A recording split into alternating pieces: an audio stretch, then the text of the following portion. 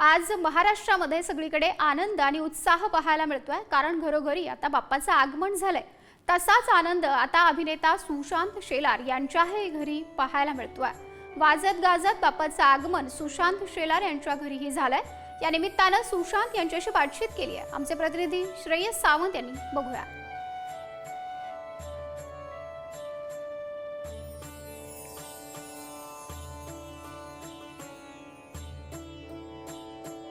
आनंद सगळीकडे पाहायला मिळतोय, कारण घरात आगमन हे बाप्पा झालेलं आहे। ज्या घरात अनेक वर्षांपासून आगमन होतं ते घर म्हणजे शेलारांचं खूप खूप स्वागत असतं। हे तुम्ही मस्त केलेलं आहे काहीतरी, आणि दरवेळी काहीतरी नव्याने तुम्ही आणताय। बाप्पाचा आनंद दरवेळी तो द्विगुणित होत चाललाय, काय सांगाल?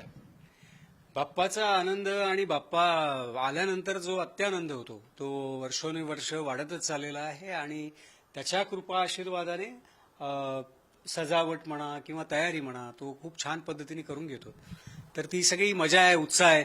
आणि अजून पुढचे 5 दिवस आहेत, त्यामुळे अजून सगळी सेवा करायची आहे त्याच्या चरणी। पण अनेक लोक यावेळी येत असतील, मग आपल्या सिनेमा क्षेत्रातले असो, तुमच्या अवतीभोवतीतले असो, हे दिवस असतात तरी कसे तुमच्याकडे जे बाप्पांचे 5 दिवस असतात? मुळात आधी 1.5 दिवस असायचा बाप्पा, आणि गेले 2 वर्ष हे 3रं वर्ष आहे की 5 दिवस विराजमान हो अशी त्याच्या चरणी विनंती केली आणि तो विराजमान झाला।